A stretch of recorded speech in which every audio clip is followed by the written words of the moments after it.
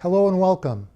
I'm Bob Lichter, and I will be interviewing individuals for Kenosha Voices, an oral history project for the Kenosha County Historical Society in conjunction with Kenosha Community Media.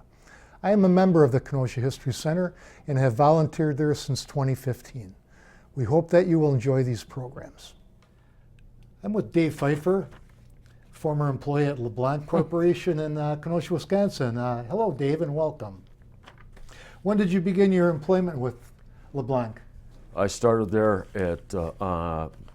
in May 15th of 1980 in the shipping room. And what are some of the products and services that Leblanc produced or provided? Everything. Because we were, at the time I started with the company, it was actually a three-headed monster. We had the Holton plant that was doing stuff. We had the Martin plant on Sheridan Road that was doing stuff. And then the main plant was the clarinet place on 30th Avenue. Okay. So music history-wise, I mean, the Kenosha plant went back, the roots went back to World War II era, correct? I'm not sure how far back it went, because I had heard that Vito and a gentleman named Elmer Aiello were doing band instrument repair someplace on 60th Street. I was told, like, where it's that old Finney's place is across from the gas station. That may be it, but that's the only thing I'd ever heard about it. Okay. Are you originally from Kenosha? No. Okay. Nope. 1978 Burlington High School. Okay. Did you come to Kenosha for work then? Parkside. Oh, for Parks. Okay, UW Parkside. Met my wife. Rest is history. Okay. Well, what was the hiring process like at Leblanc? Actually, well, I went through a job service office that was out at Parkside. They called Leblanc, they called Leblanc, and Leblanc said, "Can you send them now?" So the next thing I know, I begged my roommate to drive me down here just to do this, and then I bought him a beer afterwards. So I went in there, I came out with a job. And you were what, 18, 20? I was 20 years old. Okay. And what department did you start in? Shipping. I worked for Don Fox. Okay, shipping department. And then for how long? And then you progressed to? It wasn't that long comparatively. Probably about within 8 or 9 months, I had taken an interest, or I was told I'd taken an interest in moving to the tool room, and would I be interested in doing something like that? Well, hell yeah, I'll definitely be interested in something like that. Jim Anderson approached me about that. And a lot of good folks at Leblanc, man. I can't say enough good about it. So was it an apprenticeship then in the tool room? What became one eventually. They'd had some bad experience down the apprenticeship road, because there was several who had gotten their diploma and calmly out, and it wasn't working out for the company, but they knew I was going to stay. So around 1986, they started me. I got my journeyman's card in 1989. So they cut about 2/3 of the time off for time served, if you will. And as a tool and die maker, is that? Yes. And so what was your job like, and responsibilities at Leblanc there? Fix whatever they put in front of me, basically. We made everything in the house. We had a press room, we soldered everything, we bent stuff up. They had some great ideas, especially with the plastic clarinets, because, it's a cheap thing. It's not necessarily a $14,000 wood one, So musical instruments, I mean, everything, clarinets they were famous for, but trumpets, saxophones? Yep, those were built at the other plants. Okay, but everything was made in-house, right? Right, yeah. Although it was part of my responsibility to maintain the mandrels and stuff. That's that big thing, like that's shaped like a tuba bell or a trumpet bell or whatever. We had this tracer mill or tracer lathe system with a little finger would come down and follow a template, and it would just go along and cut the form into the steel. Okay. What was the work week like? Were there multiple shifts? Nope, 7 to 3:30. 8 hours a day? Occasional Saturdays. Did you have to work overtime? Occasional Saturday, okay. Yeah, there were a couple of real exceptions, when they needed something where I'd stay, or if it just needed to be done, or I promised something to somebody, I took care of it. Did you punch a time clock? Yes. Of course, Kenosha, our industrial history is vast, and a big union town. Was there a union at Leblanc? No.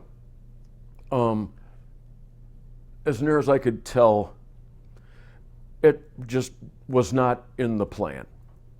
They did not want it. It was not encouraged. We had acquired some employees who were of a certain heritage who brought in certain people, but they couldn't cross the street. But basically, once the powers that be at the plant saw, they went out and shut them down because they just didn't want to have to deal with a union. Okay. How many employees were there? About 200 at the peak. Okay. 1980, do you remember what you made per hour when you started? $3.75. $3.75 an hour. That was pretty decent money back then, probably. I'll take it. When you started, was there a training program? Did somebody mentor you? Yes. A lot of guys mentored me, but eventually it was left up to me to, okay, here it is, figure it out. There was one guy in particular. Actually, there were several, but this guy is like the first guy. I was kind of assigned to him. He was what they call a lathe hand, and that means he just runs parts on a lathe. So that's what I was taught to do in the beginning, and his name was Vito Basiglia. So you had tool and die maker, machinist type workers, and then you had technicians that soldered. That was down the line. Brazed? Okay. Brazed. Yeah. Sorry, I got a lot to say, but hey. I'm saying too much too fast. So tools and equipment for your job, did the company provide those? Only to a point. We had to buy our own stuff. That's okay. We got to take it with us. And what kind of tools did you use? Micrometer, Okay. caliper, veneers, depth mics, stuff like that. Was there were any work rules or safety rules or safety equipment? We just safety glasses. I don't think anybody wore steel-toed shoes. Most of us were just in tennies because we were on our feet all day. What was a typical day like? Once you got into the tool room, punched the clock, what was next? Probably get to work. Well, did you have like a work assignment each day, or was there projects? Oh no, there was no formal assignment. If the boss saw you getting low on something, he would just say, "Hey, when you're done with that, do this next." Okay, so and it was pretty much, and then he's off to a meeting or doing whatever he's doing, because my boss was also a coordinator between Martin and Holton and us. So he was like in 3 places at a time. So you had the LeBlanc Corporation, and they had acquired Holton and Martin Instruments. I believe that's how it Yeah. went. Wow. At one time, Frank Holton, I believe, was the oldest manufacturing musical instrument maker. Don't quote me on that, though. Oh. It seems to me I read something about that. Anyway. Okay. So you're working on your job day to day, and if you had a challenge or difficulties or a problem, safety or quality issue or anything, did you have someone to go to? As far as what? If you had a question about anything, like or a challenge, or maybe you needed something. No. Like we talked about some of our big union shops, you had stewards to go through. Oh, no, none of that bullshit. No. Okay. Sorry.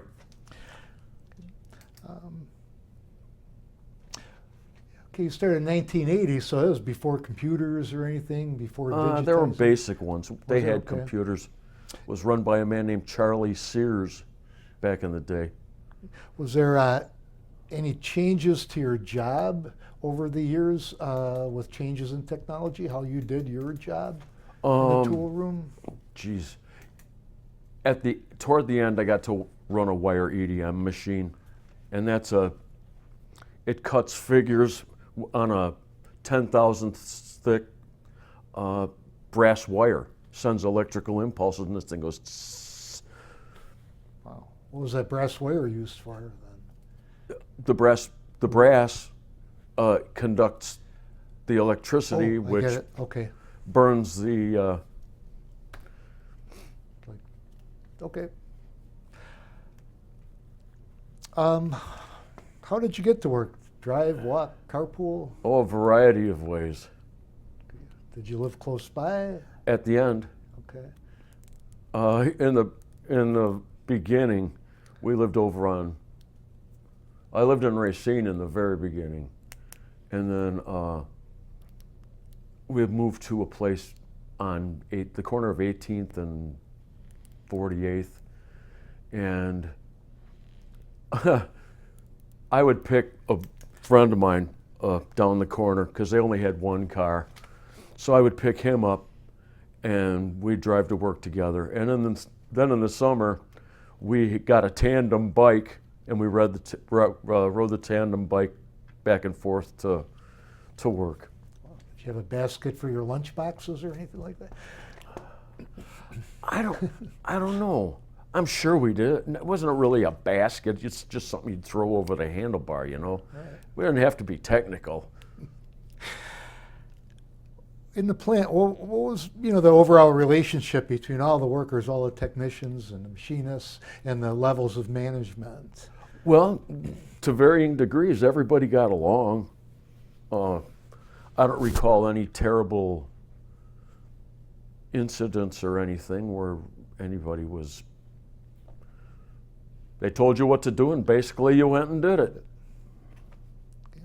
How was the day structured? So you punch in, you work. Did you have a formal break in the day or lunch breaks, things like that? 9:20 and noon.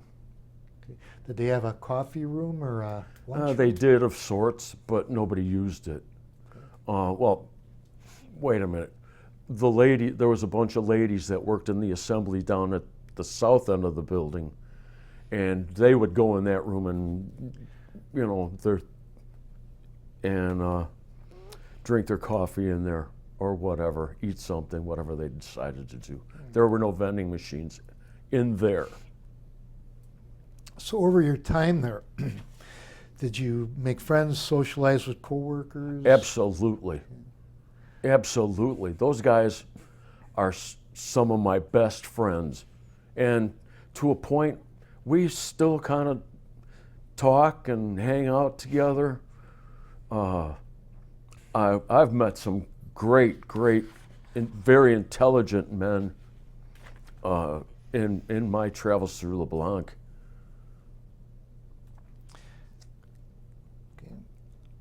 Did the company provide things like organized activities, like picnics? Company holiday picnic, party, yeah. softball We had team? a Christmas party for a while. I don't remember. I think as it kind of petered out once Vito got a little less in control of what was going on. Okay. That's just an outsider's point of view. I don't know. Bowling teams, softball teams, anything like that? We did both men's and women's softball, 2 or 3 years. And I don't recall any bowling team. Maybe the Italian guys did one. You know, the guys that supervised down at the south end of the building.